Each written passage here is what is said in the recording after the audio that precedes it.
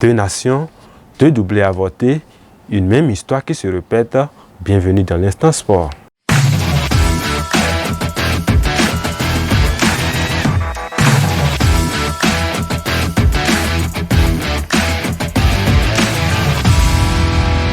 Première similitude, la France a réédité l'exploit de 2018 en 2022, l'Argentine a réédité l'exploit de 2022 en 2026.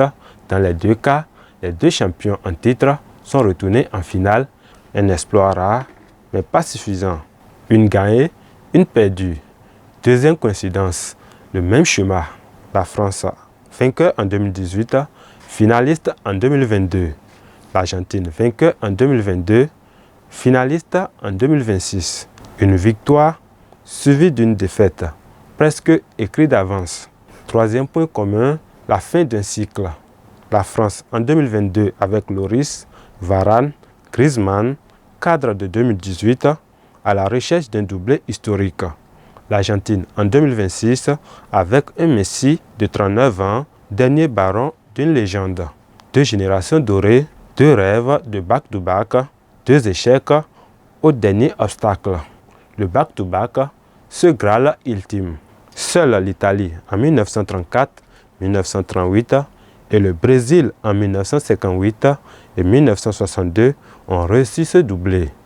La France l'a porté en 2022, l'Argentine l'a porté en 2026. Les deux ont transmis le flambeau sans jamais le garder. Un rêve qui s'arrête là, une malédiction qui continue. Alors, quelle leçon à retenir de ce mondial? Première leçon, la régularité seule ne suffit pas. Être champion en titre ne garantit rien. Chaque édition est une nouvelle histoire.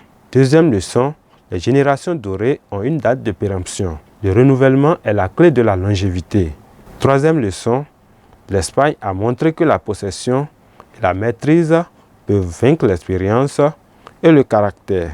Le football évolue, les dynasties se fondent et c'est ce qui rend si beau ce sport. Et une statistique qui résume tout.